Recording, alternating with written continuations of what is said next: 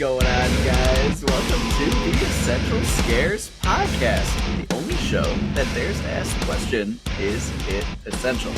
I am your host, Corbin, and with me today, as always, is Alan. I don't like what Bobby's doing. And 3-Chin Bob. I'm not going to stop for the entire episode. That's deeply unsettling. I hope you don't. I'm going to try my goddamn best. I'm already running out of steam. Yeah. Well, That's we good. have got a great By the show way, for you two today. chins. What? Two chins. There's not a third chin. Point out. Oh, yeah, there it is. No, you got it. You got it. Yep. No, that's fair. That's fair. I stand corrected. Oh boy, we got a great show for you today. We are looking at a modern coming-of-age classic featuring, you guessed it, cannibalism. But first, we're talking Raw, and Bobby has a spoiler warning. I do. This will serve as your first one and only spoiler warning for the movie Raw, a movie that we have quite possibly reviewed before. Who knows? I know. If you do not want Raw spoiled for you, please skip the time code in our show notes or description for our essential spoiler-free discussion. Raw is a deeply confronting movie and has made me question a lot of what I understand about certain ethical beliefs that I have. These questions will remain unanswered because I plan on doing nothing about those things. Alan. What's funny about that is the last time we talked about Raw, Bobby said, I think I'm going to go vegetarian. And he said, I think I'm one step away. He's still one step away, ladies and gentlemen. Actually, that's inaccurate. I was vegetarian for a minute there. Last time, the old show. It wasn't after we watched it before, was it? Wasn't it before that? I thought it was before that. You're probably right. Yeah, no, because I think it was before that. Yeah. You specifically said I was vegetarian for 6 months, and Corbin was like, "Was it a year?" I listened to the episode. This is all a digression. It was a year, wasn't it? A year? No, you said 6 months. Corbin said it felt like a year. It was a whole joke. I laughed in the car while driving to work today. You'll never hear this episode ever again unless we've already released it. In that case, you've already heard it. So Raw, this coming-of-age tale, stars a girl named Justine who is on her way to veterinarian school. Not only is this school is very significant because her older sister goes there. Her parents went there. There are all sorts of initiations, rituals, hazing, a different experience that she is going to come into. And a part of that is figuring out who she is as a person and what that actually means, not only in her womanhood, in her sexuality, in her primeval desires, all through this lens of cannibalism and what it can say about the ugly parts of humanity you'd rather ignore, but you can't. Not when you're watching this film. There's laughs, there's certainly crying, there's lots of blood and guts and gore. This movie takes you on one hell of an uncomfortable ride that manages to show something so simple with many scenes of veterinarian work up to the most absolute absurdity. And let's open it from there. Do I need to, atone for my sins right at the gate? You do. You absolutely do. So, fun fact. We've mentioned on this podcast, to the point of bullying, that Alan has an issue with sour grapes. And this is the start of that. In the old show that we used to do, Alan was a guest for this episode and talked about how the ending of this movie, which fucking owns, by the way, somehow he did not like. Now, Alan, please prostrate yourself upon the altar. Okay, so my main issue, and even listening back, so again, I listened to the episode, and actually, we released this episode. You can listen to my bad thoughts. It's from many, many months ago at this point, when it was actually the week of Bobby and producer Mallory's wedding. Instead of doing an episode together, we released Raw from the before times. So if you want to go and listen to that, you can hear how awful my opinion was on this film. We talk about all the good, all the bad. We're going to get into all that stuff. But the main contention I had is the end ripped me out of it. And while I understand what I was thinking, because I am that same person, that thought process is wrong, because this movie doesn't necessarily need to be literal. to have its message be understood, concise, and well put together, frankly. I think that's just me being very inexperienced and stupid, frankly. So let's talk about how good this you were a film different is. lad then. Yeah, know, 3 This years was ago. 2.5 years ago. Yeah, so. this is like the third horror movie you'd ever watch Yeah. fully. Like, so Exactly. We went Possessor raw. I mean, you want to talk about like diving into the deep end of like this type of horror. And you know what? I don't regret it. I don't regret either, throwing those at you. Those movies, those movies own bones. What's there to regret? What's there to regret? But this film is haunting.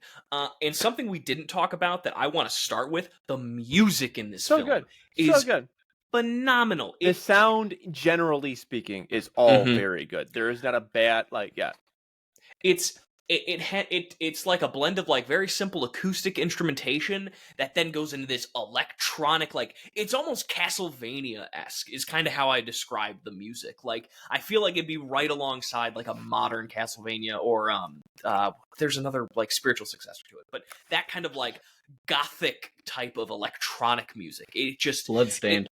Yes, that's the one I'm thinking of. Thank you. Took me a minute. But it blends between those two types of moments at key moments in the movie just perfectly, and I had to talk about it. This movie goes in order of obvious to least obvious. Is the most obvious of like, hey, all meat consumption is immoral. That's like the clear vegetarian art.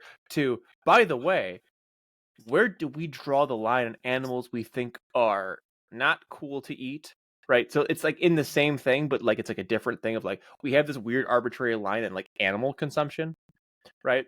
And then underneath that, there's this other even more deeper layer of like human sexuality that is like throughout the movie of like, and again, it kind of also relates back to the meat consumption of being like this hedonistic thing that we do as humans because we don't technically need to do it. It's technically more moral and to not hurt another animal, but we do it anyway because we like it. And so like, where does that, it's like this movie is, the thing I thought about this movie, and this is stupid comparison, but like it's a movie about lines. So, like, where do we as human beings draw the line on like a bunch of shit? And I felt like this movie, because this is a movie that we've reviewed twice, right? This is the first movie that I felt like, oh man, like I actually understand reviewing now. Like I understand looking for themes. Like I was a fucking idiot in the last show, but I was like, oh man, there's like themes and messaging here.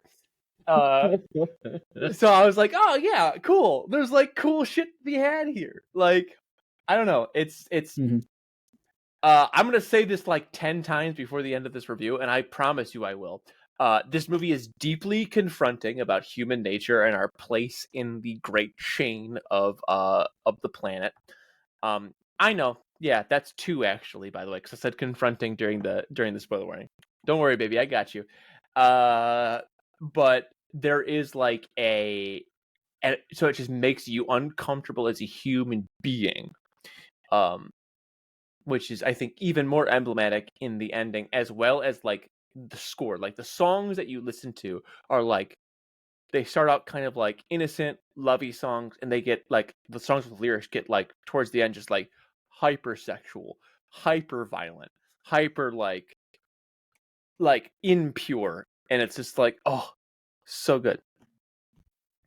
That's my opening rant. Okay. So I didn't get a chance to re-listen to our old episode, and so I don't 100% remember what I said at the time. Alan can probably remind me when we get there on my score and maybe some specific thoughts. But I did go back and look at my old notes, and they were basically nothing. I was really bad at taking notes back then. I had like 4 questions written down just to like ask the group to like ask them again. Conversation. I also didn't watch the show, and they were bad. It was like, what do you think about the horror elements? What do you think about the coming of age elements? Would you recommend this movie to other people? Like, it was like that kind of stuff. But what I will say is that, and I remember a lot of the the themes about the animal themes that you just mentioned, right? That stuff was stuff that I remember from my previous viewing and our discussion last time. But while watching it this time, the stuff that really stuck out at me was just like the parallels to drug abuse and like for sure biological like addiction and stuff like that. Like that was really like what called out to me this time. Like so kind of so much so to the point where like the layers on top about potential animal abuse and like the element with her being a veterinarian and all that stuff, like that kind of like, and maybe it's because I'd already watched it and discussed that part of it before, but like this time that was like so in the back of my mind. I hear you, and I think I agree, but like there's like a scene, right? In the scene where Justine and Alexia fight, and then like they're biting the fuck out of each other, and then like the vets are like holding them like they're like dogs about to have a dog fight. It's like, okay, so like clearly this was an intended message, because this is like fucking on the nose. I would never say that. It's super without being like rude in any way. Like I think that's like the most obvious message of the movie, right? Like it's it's the most forward messaging. Yep. Well, and I think like you said, even with the allegories, because I see what you're saying. This allegory to like addiction, like I'm craving, needing something, but like also it being like, I think it even does like root back to like meat consumption. It's just like, yeah, like as much as like I felt very uncomfortable at the idea of like the meat consumption. I had steak for dinner, right? Like I ate a cow, like I don't know what to tell. Like, so like this idea of like, yeah, how much we kind of ignore it, and like, and it even goes to the idea of like the rape scene. I think it's fair to say the whole on grape scene. Sure. With what is his Adrian. name? With Adrian, where it's like it even kind of starts out consensual, but it's very clear that he does not want this, does not like this, feels kind of a weird sense of purity, and like this idea of just like, oh yeah, I'm just gonna take what I want because I need it.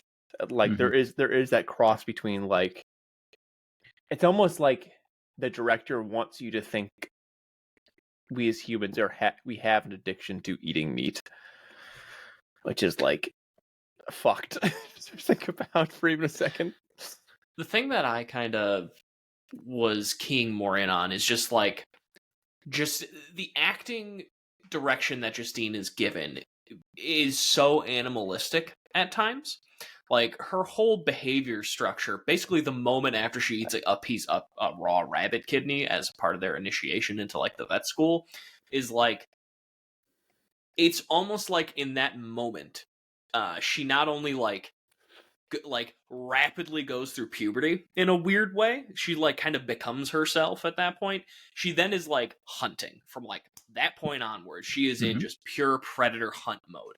And you see that a lot when she's like, there's like specifically a scene where she's looking at Adrian, where she's lusting after Adrian. He's just playing soccer, getting all up in some dude's face, being a very macho man. And she is just like, I mean, you see it in the trailer. There's the scene where she's just staring and the blood drips down her nose. That's the sequence where she is like in full on hunter mode. And then after that is where like, those scenes, the rape scene, frankly. And let's be honest, right? Who wouldn't want to hunt after Adrian? Adrian's a hunky boy. The man's a stone cold fox. Yeah.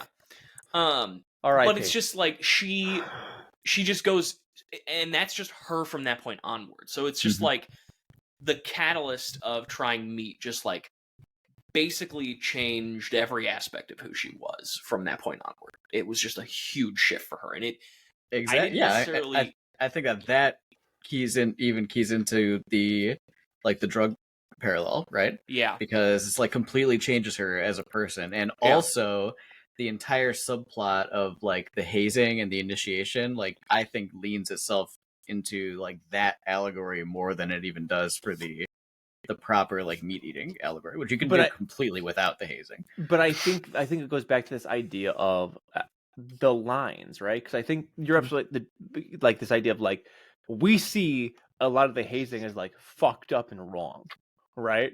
But then all of a sudden as we go on, it's like, yeah, making them wear a diaper and like yelling at them and like throwing their shit around is not nearly as bad as eating your sister's finger. So like it's all of a sudden it's like, so now all of a sudden our line has shifted. Like it's a movie about like can't say I felt that way. Okay. That is like we play this. I don't know. I think this is like a super deep and weird, and maybe I'm overthinking this, but that was like I couldn't help but think about it. It was like there's just like this game where like it's like, oh yeah, it's not. It's kind of weird that she's like trying to steal the meat patty, but like you forget about that like entirely by the time the movie is like, oh yeah, she wants to eat people. And by the way, that thing that you saw in the beginning, the thing that you completely forgot about, we're gonna bring that up again because the older sister is murdering people by making them get into car accidents and then eating them. Like, well, and I think before, like, what's so brilliant about that too is the movie shows you everything. Before you know what you and obviously now with the we've watched watching it a second time you see it's Alexia. Yeah, you know what's happening now at that point. And I think like the other part that illustrates that too is Alexia knows even earlier on. I mean, so the Brazilian scene, Alexia and Justine. Let's just jump right in. They're up on the rooftop, hanging out, having a grand old time, being sisters, pissing on themselves, trying to piss standing up like women do. And they go down. The fact that Alexia can do that, I don't know if that is impressive, but I was impressed. Yeah. But like that whole sequence is so deeply disturbing, and what the whole thing about it is, it's kind of the catalyst of the wax gets stuck and Justine is like, fucking stop, leave me alone, it's don't touch me, the whole thing. So she kicks her sister, which cuts her finger off. And this whole time, Justine's been eating raw meat. Well, she's kind of progressed. She started with raw, had some shawarma, and then had a raw chicken breast, and just been slowly working her way up. And she's holding her sister's fingers, trying to do the right thing, get the ice. And then there wasn't any ice. There wasn't any ice. So what are you gonna do? What are you gonna do? Exactly. And she just goes for it. Yeah, I mean, I love that scene, not because it is more disturbing than other scenes, because I think so far as like all of the scenes kind of compared, it's a little on the tame side. Yeah, I agree with that entirely. That scene is probably one of the best scenes in the movie, because it kind of like encapsulates like everything, right? Yes. Like the whole movie is condensed into that scene. And you can kind of watch just that sequence and understand most of what the movie is offering. And that's just like a really great piece of directing and writing. Like having a scene like that is like it really helps hammer home, I think, the themes and just remind you a little bit of what is going on, because there's so many little subplots. Where does that and that's what I love. That's what I love the scene for. Where does that scene end for you? Well, the scene ends when they cut to the hospital. Okay, no, because like I hear you, and I agree with you entirely, right? But like, what I think, if this movie wanted to be like completely condensed down to a short film, right, it would be up until where she comes up and where Alexia comes up after the car accident, and her mouth is like, it's very clear that she's been eating, and she goes, "He's not gonna make it." That would be like a ending short film. I mean that's a short film though. I mean, I just talked about this is a 5 minute one scene, just one scene. But I'm saying like that encapsulates everything you need to know about this movie. But here's the thing, right? In a place where other movies who could be condensed into a short film is like this movie, like say for a movie that we reviewed, Lights Out, that we all hated. This movie, like, it takes its additional like padding and it does so much with it. Like you said, like there is such a this like coming of age story that is in there too, and it's just like, and it is not a comfortable coming of age story. It's the coming of age story Never that we all, is, right? well, that's yeah, but it is the most, I would say, one of the most effective coming of age stories where it's just unfiltered, like all of the regrets that every single one of us has coming of age, of just being like, yeah, remember that time you got too drunk and like you did something super embarrassing? What if they filmed it, and what if you wanted to eat people? Yeah. Well, and then what if it's your sister? Yeah. Your Yeah. someone you trust is also there, not protecting you. Yeah. Like, remember that one time level. you were horny and in front of a mirror? What if it was on a movie? What if a movie showed that? Like it's like, oh no! What if you were into this dude and your sister was now also into this dude? So you have to like say hands off to her. Yeah. And the dude is gay. Yeah, and the dude is gay. Yeah, don't forget that. If you think for even a second you were into somebody who was gay, you're incorrect. One of my first high school crushes was hella gay and had to tell me to my face, by the way, it's never going to happen. I'm a lesbian. And I had to go, oh, okay. And then so Alan, like, is this a story you can relate to on a personal level? No, actually. Yeah, well, this is why this Bobby is deeply confronting for Bobby. That's like another level that Bobby's being confronted. Bobby! That's the third confrontation. I was gonna say something. We got turned around here. I don't remember what I was gonna say. I think another part of that hospital sequence that's really great too is right as Alexia gets wheeled out, she's like, quickly ate my finger, looking directly at her sister, like just absolutely just calls her out. It was great. Just awesome. Well, I mean, the direction and the acting in general is really good in this movie, which is like, I think really helps because the concept is a little bit absurd, right? So it has to be like, the movie has to be pretty tight, to make it work. And the fact that like you don't recognize it the first time you watch the movie, but like the dad, right? The dad's costuming is perfect. He is always hidden from the neck down.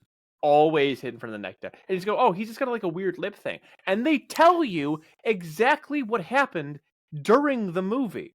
The paint thing. It's like, holy fuck. How are you like, and you don't think about it. You don't think about it the first time because like they show you the dad, but he's usually smoking, so his like fingers are like, they show it to you, but it's not like super obvious. Dude, this movie kicks ass.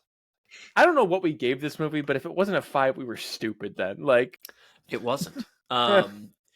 The other thing I remember. I was just gonna say, I think that there's an extra element to like this whole movie and the coming of age elements, especially. That I didn't consider last time because I didn't know. But the main character, I mean, she's only supposed to be 16 because she's like a prodigy that's in college early. So she's she's much younger than. Yeah, it was in. I read like this time. I just read the description of the movie, like the marketing like paragraph. Oh, that's even more horrifying. Holy shit! So she like, may actually have experienced puberty for real. Like. Oh my god! Oh my god! Oh no! And the well, obviously not puberty at 16, but yes, she is. Well, think of how she's sheltered going she is. through. Like seriously though, that's not. No, but I'm saying like she is more than likely a more repressed person. Like I would not be surprised if she actually of course. was. Yes, she is repressed, but she understood. She'd been having her period for a while. She talked to the doctor about it at the very beginning of the movie. Fair. Yeah. She's going through. She's in the throes of puberty. At 16, Bobby? Come on, bud. Probably. No. Okay, puberty just isn't getting your period and like going through your growth spurts. Like it's a time of like hyper sexual. Like it goes the sexuality combat. Like you've never been more horny than when you were 16 years old. Like. Yeah, and that's part of fucking puberty, dude. Like, why are you coming at me for that shit? Like, I'm correct. I'm objectively correct on this. No. I had something, I totally lost it. God damn it. I'm mad. I'm mad right now. Stay mad, bud. You know what? You know what? I am mad, but I'm not mad at this deeply confronting film. That's Oh 4. my gosh. Jesus. You ham fist that one in there. I gotta get this is 10. gonna be I this is gonna have be to get 10. last time. It's like the last time he had to do this something an X number of times. Oh, and yes, by I the end, this. remember, he was just rattling them off just over and over to get to 10. Yeah. I am, and I'm gonna deal with it. Yeah. Consider yourself deeply confronted. I am. This is deeply confronting. 5. I think what else was kind of fun Halfway there, baby. Alexia and Justine's relationship is they're just like a pack of wolves, basically. Yeah. Like it's very on the nose with that, and especially like after they are like after their fight sequence, they're like without literally licking each other's wounds, they're licking the wounds they inflicted on each other. With Justine having a big chunk of her face missing, Alexia's got a big chunk out of her arm. Like it's very like, hey, if you didn't pick up on it yet, we're making comparisons between humans and animals. Here you go. Like, it's a little bit on the nose, but I kind of like that it just gets to that point, because it really rubs your face in it. Like, we are not that dissimilar. These are not things that you can ignore per se. It is here on your face, and I think that also works with like the cannibalism side, because like you don't dislike Justine for most of this film. There's only a few bits where you really start to go, this is not like a great character, You don't like throughout the first half of the film. I mean, she has her issues. You don't you don't root for a cannibal per se, but you don't like particularly dislike her either. You're sympathetic to the cannibal, and I think that's a fascinating thing to accomplish in a film. Because like, what other film are we going, yeah, let's root for the cannibal? You're not doing that in, Cannibal Holocaust or whatever the hell that movie is from a couple years ago. Like, you're not rooting for the cannibals there. Years ago? I don't remember when He's talking about Green Inferno. He's talking about Green That's Inferno. correct. Yeah. Cannibal Holocaust, you do end up rooting for the cannibals. That's like the whole point. So I guess spoilers for Cannibal Holocaust, but like... But yeah, that's my diatribe.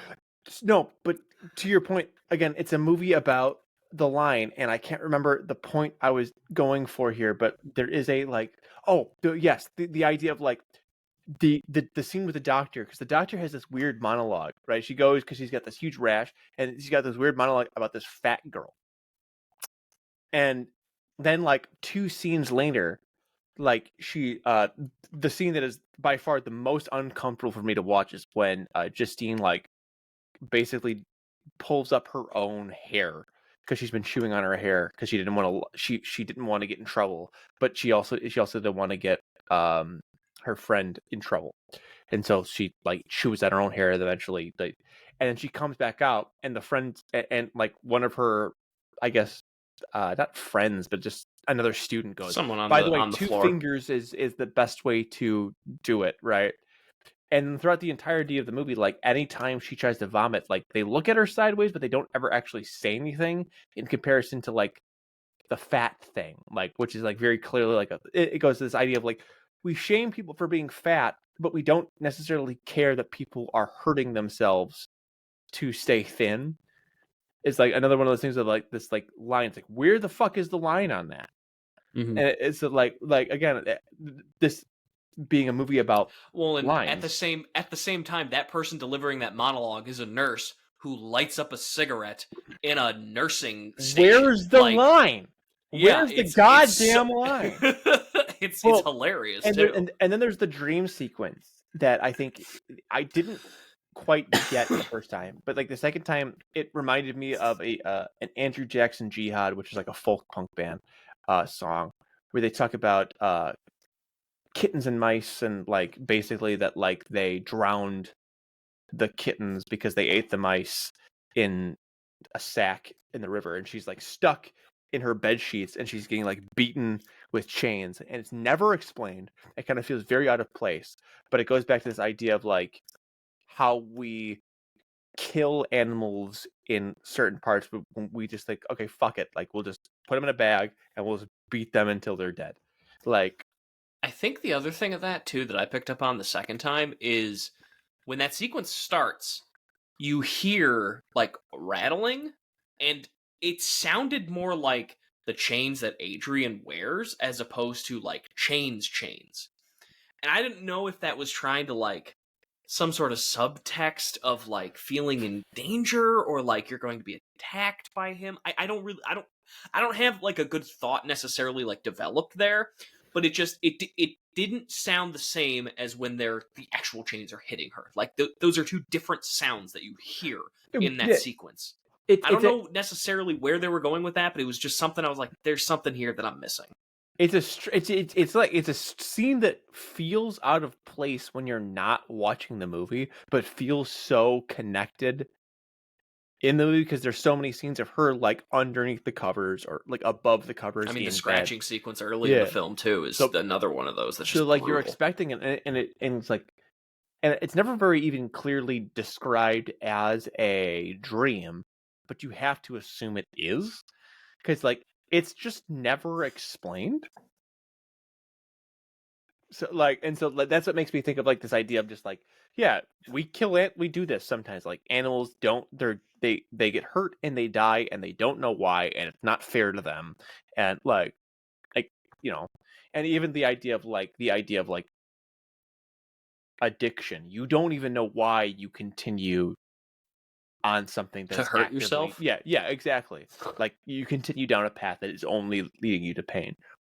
Like it's like you say it's the scissor scene, but like that scene is like the most emblematic of like all of the themes. If you choose to really like here, I'm gonna fucking just dive into this and just see where this goes. Like I'm just gonna accept everything that this movie has told me. I'm gonna look at this scene and I'm gonna go, yep, that's there. Yep, that's there.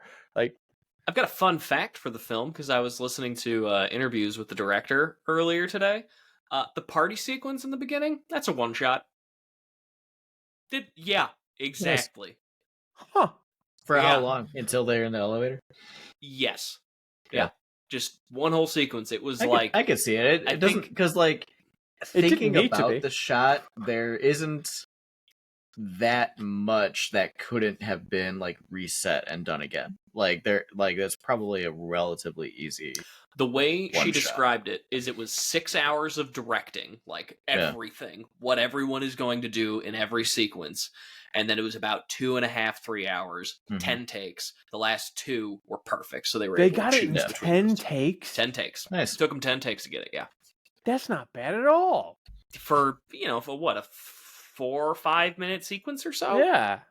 Yeah, that's like usually that's like an entire day of shooting are the one takes. Well, I mean, the whole day was that's that 9 one days, shot. Yeah. Yeah, I mean, because it was 6 hours of directing and then the actual filming, so it was a day's worth of work for everybody there. But and I think what's kind of cool about that sequence is I was in my own world. You should listen, Bobby. Wow. I was in my own world for like half a second. Well, he's too busy. He's diving all the way past all these lines. The lines. Correct, yeah. It's important, and you know it. It's important, and you know it. Yeah. Well, I'm not saying it's not important. This movie was deeply confronting. oh my God. So the more you say it, the less I believe it. You shouldn't. So by the end of this, he's gonna have said it more than 10 times, and I can be like, I don't think he was confronted at all. I'm on 6. I'm on 6. Him eating that steak before this, was he really confronted? Yeah, seriously. Like if Bobby was really feeling a moral impasse, he would have eaten something different right at the last minute. I know he would have. He has it in him. He has it in him to do that. He's done it before. That is a very kind thing to say. And I think a great overconfidence in my ability to not be a hypocrite. Well, the issue here really was that Mallory wanted steak for dinner, which is how you stopped being a vegetarian last time. It's true. I love my wife more than my principles. You're absolutely correct. Ain't that some shit right there? So the last bit of the film, I think we have to go through that kind of sequence before we wrap into scoring and whatnot. Of course, because it kind of R.I.P. Adrian. Yeah, Adrian, Alexia, and Justine get back to the room after their massive fight in an awesome awesome use of Chekhov's gun. I know. I was thinking that when I watched it this time. I was like, "Hey!" It's an awesome usage of Chekhov's gun. Do you not know what Chekhov's gun is, Alan? I feel like I know what it is. If a gun is shown in the first act, it'll be used by the climax of the film. The ski pole. Got it. Yeah, because like as soon as they meet, right? He's like, "Here, use this." Well, and then Yep. It's haunting. That last sequence of Adrian's life is just awful, because like the film kind of like you think the film is going to end. Okay, they've had their massive thing. She's going to be initiated. She'll now go on. She'll go on. Everything's going to be okay. They lick their wounds. They patch themselves up. Justine goes out of her room, considers locking her sister in, thinks about it real hard, chooses not to, and it's ultimately the undoing of Adrian, who gets stabbed with a ski pole in the kidney. Awful way to die, frankly. Just bleeding out, basically. And they eat half of his thigh between the two of them. I got the impression. No, it was the thigh. Is it the thigh? Yeah. It's the thigh. I got the impression that Justine thought she did, but she actually didn't. And it was all Alexia. I was writing that down I went back and forth on it, because when they first show it to you, it's kind of implied that like she had forgotten that she did it, or she had blacked out and then eaten him.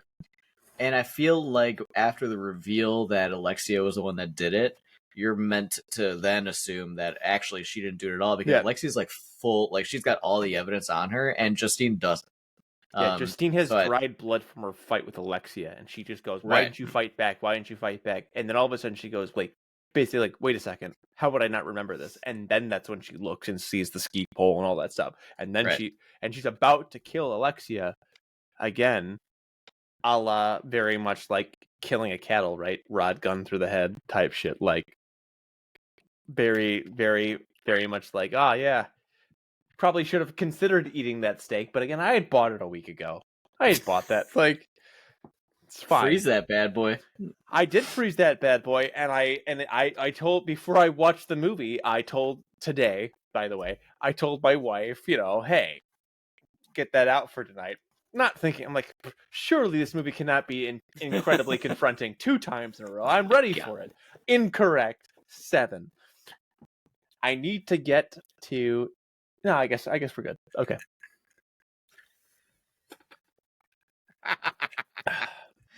But yeah, God. they But yeah, a great bit. It's just the only question I had after that was, and I understand why they didn't do it, but it seems like if that had happened, Justine probably would have gotten in trouble alongside Alexia. Well, Alexia's already proven that she's going to back her sister up. She's going to defend her sister. Yeah, take the fall and all that. So I think that's the bit. Is like, no, she had nothing to do with this. It was all me. Well, and it's interesting too, because it's like, you have to imagine her crime was her crime is more heinous. It's inherently more heinous. It's cannibalism. Like, so you got to think through serial cannibalism, by the way. Yeah. Like how in trouble, like, the extraneous things the movie doesn't tell you, but like just how rough is her prison sentence going to be? She killed someone and ate him. So she got murder, intentional murder, right? Yep. And then whatever cannibalism falls under in France, which has got I'm sure it's not cannibalism, but there's probably some sort of like defiling a body corpse kind of thing. Yeah. So how long was she in prison for? I don't know. 20 years. 40. What did Dahmer 100. Well, he killed a lot more than one person. Yeah, but so did Alexia, and probably like but we admitted to it. I don't know. I think that so. I feel like she would just be in prison for Adrian. Yeah. I don't know. I don't know. I get the sense that, like, in a movie like this that tells us all of it, I think the implication is she got caught for all of it. But maybe. In the end, because it doesn't matter. No, that's correct. Because you know what? They never found a solution. Yeah, they never found a solution and for it. I don't There get is how no solution. What There's did no solution to all of addiction. you is so pissed off about this, but it's such a good reveal. So the reveal, I agree with you that, oh no, they knew the whole, like, that is a good reveal. I still find it not. It's still not a perfect stick of the landing for me, because I do think, like, I understand the idea of what you don't know can't hurt you. Like, that makes sense. I understand that. That's a pretty, like, logical thing to go through. But why would you have your two children go through vet school where they will be having to eat meat for the first time, no matter what, because you know about it? Yeah, exactly. That's like a fair. Well, Alexia already knew, right? There is Alexia knew going into vet school. She knew. And so the implication, I think, is that they knew that Justine would find out, but that Alexia would take care of her. Kind of like have her under her wing type thing. Which and I guess that kind of did happen. Fuck, god damn it! Don't make me think this is good. It is that good. Kind of works with the, like, hunting sequence. I'm showing you how to do this. They tell you god all. Because, damn it! Because the dad at the end, is like, fuck. She was used to being herself. She knew what was going on. So, like, you have that extra element of, like, this is like a lifelong struggle for her, but she knew, and then Justine was kind of, like, sent down the path via peer pressure, right? Mm-hmm. But everybody does it. I did it. Yeah, it is everybody amazing. Does it. I did it. Exactly. It is an amazing thing. Yeah, I didn't think of that, but that's a very cool. Damn it. I didn't think of it. Like, I was more sympathetic to Ellen this time, but all of a sudden Corbin hits me with the probably what I originally thought the first time I watched this movie, because that is, like, ultimately what makes this shit. No, you just got very mad at me after I gave it my original because score. You were wrong. Yeah. It was a fucking sick ass reveal. Man, well, when he's like, here, look, your mother has eaten the fuck out of me by, like, well, and that whole sequence too, he's smoking and touching his lip, and you're like, even before you go, like, so Maggie actually walked in right when Adrian died. When I was watching this film, and I say to her, I'm like, "Hun, you're walking in, like, you're right into the deep end of this film, like, right out the gate." And just she seemed to enjoy at least the reveal. I mean, she didn't see any of the other part of the film, so it was, not exactly like the same impact, but she was like, "Whoa." So, speaking of things that make you go, "Whoa," I think we're about ready to rate this bad boy, or bad girl, I should say. Maybe. Oh, this naughty lady. Oh, she's underage, Bob. I'm not talking about Justine. I'm talking about the one who gets arrested at the end, who is overage. Okay, Bobby, you're on thin ice. Classic walk back. The classic Bobby walk back. You can't prove I thought anything different. Oh, Bobby, man. if you were going to express your thoughts, though, how would you do that? Like, what's the sequence of events here? How does that process work? Yeah, sure. So how I describe this bad boy is at a scale of 0 to 5 with half points allowed. So again, 3.5, good score, right? 6.2 is wrong for two different reasons. We do out of 5, as we said, but also we do a 0.5 scale. So no 0.1s through 10s, 1 through 9s. I got there. Don't worry. This movie, really, you get a 1 through 4 and then 6 through 9 that you can't use. I don't need your help. You were in Disney last week. You don't get to be this smug. We haven't got to that part of the show yet. You were in Disney last week. We held down the fort without you. You were gone. You abandoned. You said you were getting milk, and you didn't come back. You don't get to be this person to us. Well, I'm here now with 2 gallons. And a pack of cigarettes. Anyway, this movie was, as previously mentioned now 8 times, deeply confronting. It made me very uncomfortable. And ultimately, I think it was worthwhile. It was worthwhile for a second watch because it made me think a lot. I think the most notorious for loving weird esoteric horror. And this is that. It's weird, it's esoteric. There's times where you almost forget it's a horror movie. And that's like a good thing. Like there's that bit in there's that middle third where it's very much just a coming of age movie. And it's just like, what the fuck is going on? And every so often she'll eat raw chicken. Justine will eat raw chicken. It's like, okay, there's still a meat thing happening here. But it's mostly just like a girl who's at vet school who's deeply uncomfortable. I don't know what did I give this last time, Alan? You gave it a 4.5 out of 5. Yeah, it's a 5 actually. I was incorrect. I struggle to find a flaw in this movie. The only thing that I would say that this movie doesn't do perfectly is some of its metaphor are too on the nose, but we go on a half point scale here, and not enough to drop it down even half a point. So it stays at that 5 for me. It's just it's a movie I don't want to watch again, but it's a movie but it's a movie I'm glad.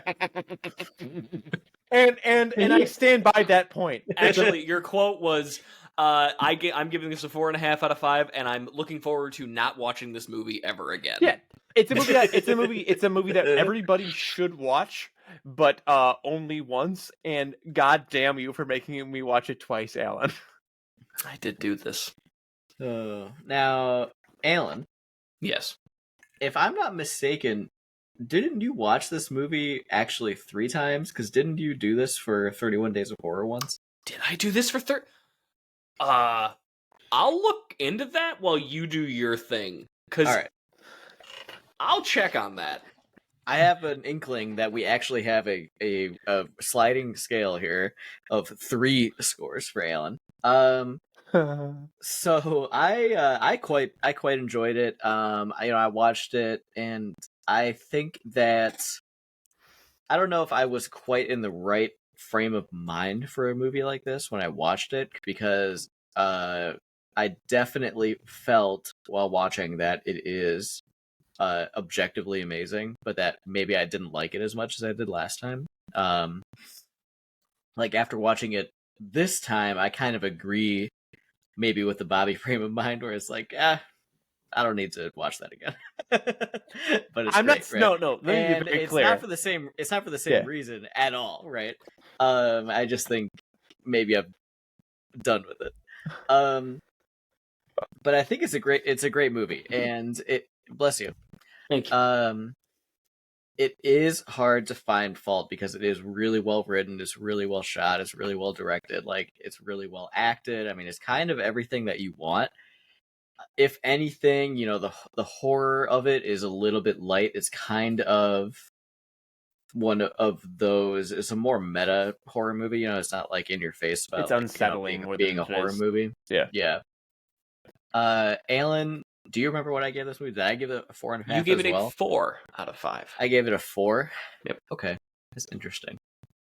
I don't remember if I was a little more cagey about 5s back then. I probably was. Now I give them to all sorts of things, so it's who cares? I kind of didn't want to give it a 5, but I can't really see a reason not to, so I'm just gonna give it the 5. We both were absolutely more cagey about 5s until I broke the scale, and now I give 5s out like goddamn candy. Right. I mean, we are on a bit of a 5 spree here. Because that's true. We have to hear what you think of Ringu. Don't ask me about it. Okay. Oh, God, shocker all over again. I infamously, to my chagrin, for 2.5 years, gave this film a 2.5 out of 5 initially. An idiot move. No, you're right. It's an idiot take. This film is haunting. This film is beautiful. This film has so much layers upon it. Would you say this movie is confronting? No, actually. I would not. I would say that this movie constantly puts you, the audience, in like a state of fight or flight. You don't really know who you need to be rooting for, because you know in your head it shouldn't be Justine. But also you can't help but root for her, because she's a kid. She's just trying to find her way in the world, but she keeps eating people and eating things and just not doing good things. She kills people, Justine. Carl! Justine! I suck. You want to root for her, but you can't. And I love how this movie kind of puts you, the audience viewer, in a position of, yeah, like the cannibal. Do it. It's great. It's a 5. So, was I right about 31 Days of Horror? Have you watched this the third time? I did not watch it a third time. No. Did we not do this? Did we not? We did not. It is not in the Letterboxd. It's for pretty either cool. of them? Either of them? We've done, like, for either 31 Days of Horror? Yeah, no, it is. I looked through all of our reviews. Raw is not in there. I did watch Beyond the Black Rainbow. Okay, that's what I'm mixing it up That with. movie still kicks ass. That movie has gotten better the 3 times I have watched it, so. So good, right? Watch it another 2 times, you'll love it. Watch it. It's pretty fun. While No. Okay. Yeah, exactly. I already know the answer, and the answer's absolutely not. It's so good. No. So good. Speaking of answers that are absolutely not, this isn't the only thing we do on the show. We also discuss whether or not movies are essential to horror as a whole. That's right. Framing. That's right. I don't like. Now, I don't this like section going.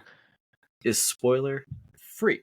So if you skipped ahead to this part, you'll be happy maybe to know that we have given this film 3 5s out of 5. So it is officially halfway to entering the Hall of Fame, something that our adventure down International Hall has added to quite consistently. Yeah. It's almost like if we go outside of America, good movies also exist. USA. I USA. It's almost like when we go outside of America, we can only think of the movies that are really good. That's what I was thinking. Oh no, we watched Tokyo Gore Police, and we all said that movie was fine at best. Okay, fair. Yeah, that is fair. Now, let's just go in reverse order. Alan, Raw, essential. Yes, absolutely. And here's the thing. This one fills it in a few different ways, I think. I think this is what is her name? Julia. I'm not going to even attempt to pronounce that French last name. No shot. This is her first feature film. Like, let that sink in. She had other shorts before this. Like, she had done other work.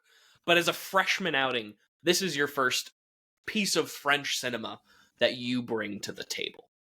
I think that's a pretty, like, massive achievement, frankly. Because, I mean, we sung the praises of the direction in this film through and through, because it needed it to get its messages across in somewhat of a coherent manner. And I don't think you have that without the vision of the director. You just don't have that. We didn't talk about the cinematography all that much. That's also phenomenal in this film. The way things are shot, how, like, tense things can be with very simple things. There's an eye for detail in this film that is phenomenal. And on top of that, I mean, it blends this idea of a coming of age story with, leaving your home base, going out into the world and experiencing, more of real life in a way that is haunting in a litany of different ways. So, to me, yes, it's absolutely essential. It's provocative. It's scary. It gets under your skin. You get a little queasy watching this film at times. It hits all the buttons for me that I think a good, like, haunting horror film needs to. So, yes, it is essential. Okay. I think that those are all pretty fair points. So this director has now released a second movie. I want to watch it real bad. Okay, I was gonna say I haven't watched it yet. So, what's it called? It's like titanium in French. Yeah, is the word. Titan or Titan. Something like TITAN. that. I'm not going to pretend like That I sounds understand fucking French. dope as hell. It's the About a car. synopsis sounds interesting. And yeah, so I haven't watched that one. I've heard it's not as good as Raw, but I think that's probably a statement that can be made without saying that it's bad, right?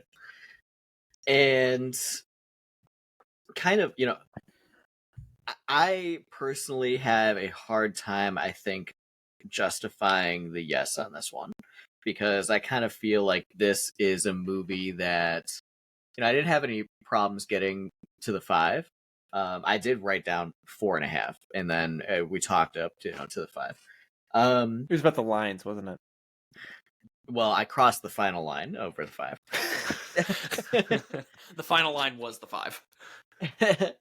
But despite that, like, I don't think that this is a movie that is going to be remembered for much more than being a pretty good French horror movie, right? And I'll be honest and say I don't know a lot about French horror, right? So maybe I'm not in a position to say for sure either way. Between not having that knowledge and not having seen the director's second movie. But having just seen this movie, I think that this falls into that category of an amazing horror movie that you probably should watch, but that if you don't watch, I'm not gonna like dog you about it. I think it's just like, yeah, like that's fair. I don't think that it's an essential watch, honestly, but I do think it's very good. It's not a hard no. It's just like, I don't really think it gets to yes. I don't think it really gets to the yes for me. Yeah. Unfortunately, I think I'm actually just going to have to, all jokes aside, agree with Corbin. I want to place it in the same spot that I placed like Exorcist 3 as like, this would be a level 2, right? But like, I don't even think it would be that.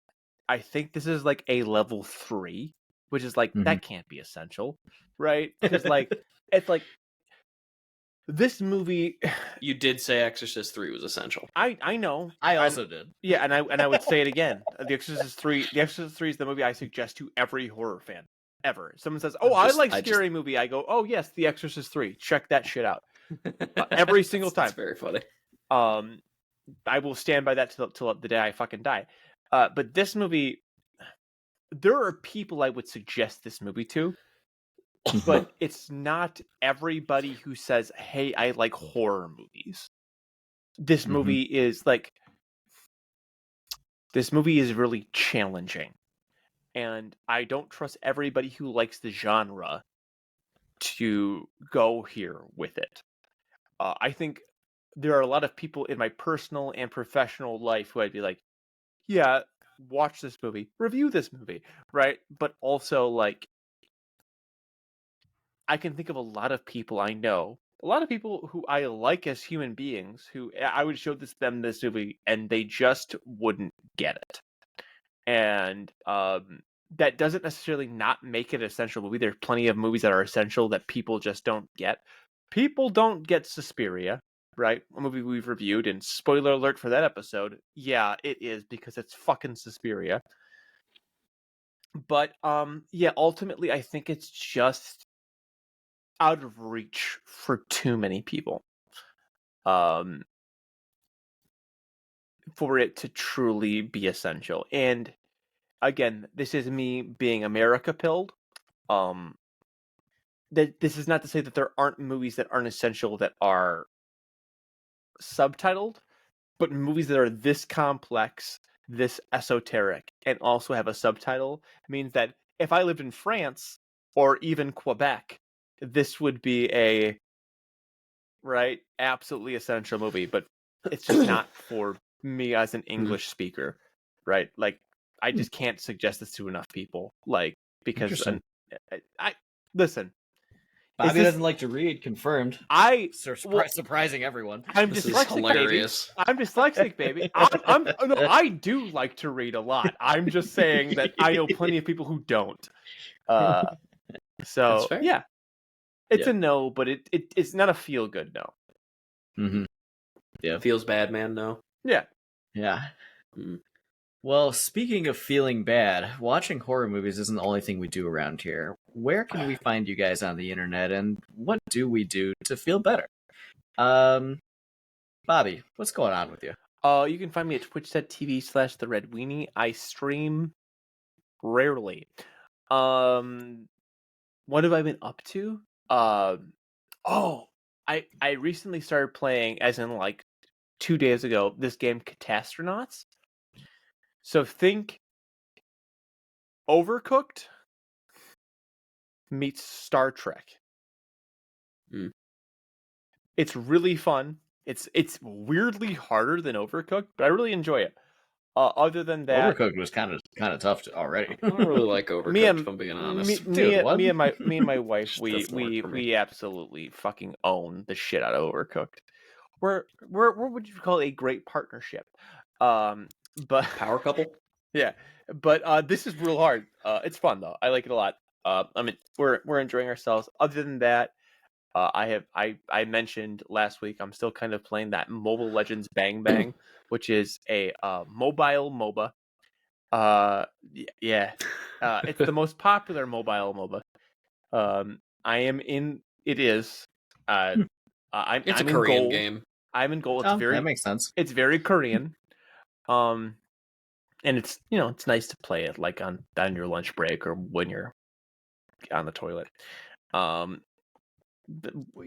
you do when playing mobile games. Yeah. I played a little bit of Destiny. We did Crota's End, and we'll do Crota's End again soon. Next, going forward, Sunday should be for regular streaming times. And I played a bit of Starfield. It's okay. What's your background? I did Diplomat because that feels like the most me. I had When I have right there. What's that? When Wanted's right there, you choose to be a diplomat. Get out of here. Diplomat. Is that what you picked? Of course, I chose Wanted.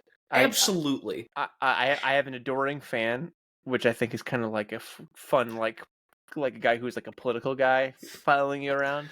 I chose extrovert because I am one, and then I chose having my parents still be alive. It's apparently a really wholesome stuff you could do with that. I listen. I love my mom and dad. They were nothing but great to me my entire life, and I want to hang out with them in a video game. Well, there you go. You can now. Twitch.tv/threadweenie. Nice. You can find me online at Corbangerang or at Bolters_Bourbon. The former I talk about gaming and movies. The latter I talk about war gaming and Lego, other hobbies like that. What have I been up to? Well, I have to assume that they mentioned it while I was gone. I can't imagine that they wouldn't have. But we lambasted you. We hated you for that's great. Yeah. No, that's fair also. So I was visiting the House of Mouse, as one does, paying my tithes to the great horned rat. In the hellscape known as Orlando, Florida. That's right. Well, I stay in the bubble, right? So I'm contained. I don't actually have to experience Florida, which is ideal. And I had a grand old time, right? Went to Mickey's Not So Scary Halloween party, a couple of days in the park. I love Disney. We're Disney people, me and my family. This is our astute listeners will remember this is the second time we've went this year. And it's spoilers, but not the last time. And just having a grand old time. You're going one more time in 2023? What have I been up to? We're going for Christmas. Yeah, we're going to go for Christmas. What else have I been up to? I also did Crota's End as soon as I got back. And I also started Starfield because, of course I did. I chose to... That's right, yeah. I chose Chef as my background. And then I chose Adoring Fan because I figured I must be famous. I chose...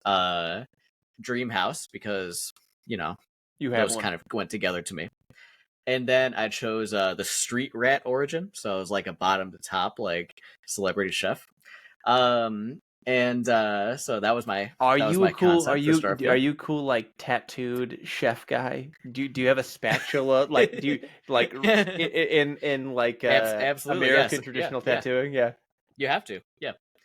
And I've only played for like 2 hours, so I don't really have any opinions on the game so far. But what I can say is that it's absolutely a Bethesda game. Yeah, it's Skyrim in space. Yeah. And besides that, Warhammer wise, I've been working on my Ultramarines a lot. That's my current obsession, Ultramarines. It's like the most generic thing for all of Warhammer 40k, but as a group, it's taken us 2.5 years to get there. And I'm playing them in an escalation league starting in 2 weeks, and I'm very, very excited. I played my first game with them the other do you day. need to get fully painted? So I start at 500, right? So not a ton. It's 500, and okay. I have a 500 point list that's like I'd say 60% painted, so I'll definitely get there by then. But nice. We'll see how many adjustments to the list I'll be able to make, before. Yeah. But yeah, that's been me. You can find me at a seal punter just about anywhere. I have also played Starfield, but unlike these two losers, I'm a big loser, and I've played a lot of Starfield. I love space. This is the perfect Bethesda game for me. It's got everything I need in a Bethesda game, and then it's also a science fiction world, and it's just so up my alley. So I've paid, instead of paying my tithe to the mouse, I've paid my tithe to Todd. In many hours of my life, and it's been wonderful. Yeah, I got in a car accident, so that was fun. You've already there's no easy way to ease into that. I was gonna say, wasn't that happened before the last episode? It did. Yes. You didn't talk about that already? Oh, did I talk about that? Yes, you did. That's the head injury. So. Oh, but this time you got the car. You got the car. I did. I do have a new hybrid Escape. Ooh, I love hybrid. it. Ooh, dude, hybrid fucking rock. My average unlike Alan, unlike Bobby, Alan did actually take the messaging from Raw seriously. Hell yeah. My average MPGs for the week so far that I've had it is 45.5 miles per gallon. When you drive 70 round trip a day, that's real good. That feels nice. So it's like twice what you're getting before, dude. right? Oh yeah, Indiana sucks so bad. Why the 70 miles a day? You're saying that that's a Indiana. lot. That's just because he has to drive to the city. That's the suburbs, dude. It's farther from Joliet to Chicago than 30. Yeah, I drive 35 miles. I don't one way, 35 live back. in Chicago. If I live in the same town I would drive 100 miles. A lot of people don't. No. Yeah, I am doing the classic commute. Yeah, commute. It's funny. Everybody at work is always like, "That's so far away." And again, I mean, I grew up in Braidwood. My dad commuted to Bolingbrook. For all of you who aren't from the Illinois area, that's a 50-mile trek one way that dude would do every single day on I-55, which is a fucking nightmare any way you cut it. So I grew up with that as my perspective on a drive. So I'm like, whatever. Driving up to Carmel, piece of cake. A seal punter. You can find me talking about nothing because I don't post on Twitter. He absolutely just doxed himself hard. That's everybody. Not me. Not it's me. Fine. So Bobby lives and works in. Gentlemen.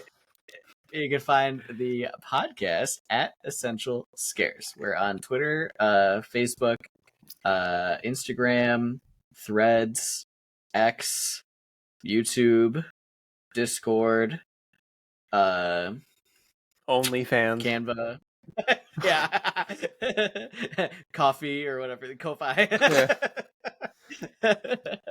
Not the last two though. $2. I can be nice. persuaded. Oh, I worry at how little persuasion it would require. Right. Follow us on your preferred social media platform of choice. I just mentioned it, and I think even Alan and Bobby didn't know, but we are on Threads. It's we're just getting started. We mentioned it last week. Oh, did you? We mentioned it last week on the podcast. You followed us both on Threads, so and it's we're like, now. yeah, let's go. Yep. Haven't really gotten going on that because vacation, but yeah. So stay tuned there, and that's gonna be probably our main social platform for now. Yeah. In the bios for all of our socials is a link to our Linktree where you can find all the other socials, including a link to our Discord. We hang out on Discord all the time and talk about movies, music, games, and more. And if anybody would like to talk about any horror movies or regular movies that you're seeing or watching, or maybe you've been watching Ahsoka and would like to talk about it, I wore a Star Wars shirt, Alan wore a Star Wars shirt, I'm watching Ahsoka, Bobby wore the wrong shirt. I would have been told. I have Star Wars. I have a Star Wars hoodie. Well, it was like a mind thing. You're just supposed to know. Yeah, I would never know. I'm thinking mine was such higher than you. I could never possibly know that for sure.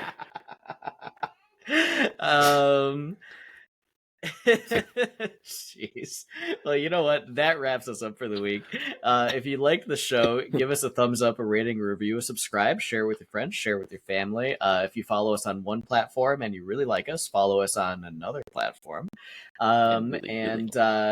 You've got 2 weeks before we head back to Japan for 1977's classic Hausu. Thank you so much to Bobby and Alan for being on the show with me this week. Thank you to all of you for watching and listening. I have been your host, Corbin, and this has been Essential Scares. Play that Raw is deeply confronting, baby. And